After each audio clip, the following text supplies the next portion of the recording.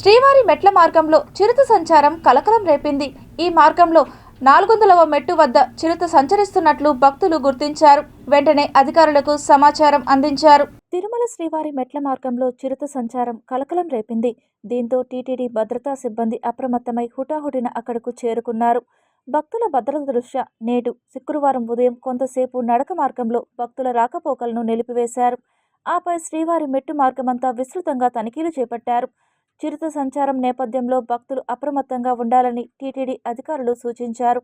పరిస్థితిని నిరంతరం పర్యవేక్షిస్తూ అవసరమైన భద్రతా చర్యలు తీసుకుంటున్నామని తెలిపారు. అధికారుల సూచనలను భక్తులు తప్పనిసరిగా పాటించాలని విజ్ఞప్తి చేశారు. కాగా గత కొద్ది రోజులుగా అలిపిరి, శ్రీవారి మెట్టు, మోకాళ్ల మెట్టు నడక మార్గాల్లో తరచుగా చిరుతల సంచారంతో భక్తులు తీవ్ర భయాందోళనకు గురవుతున్నారు.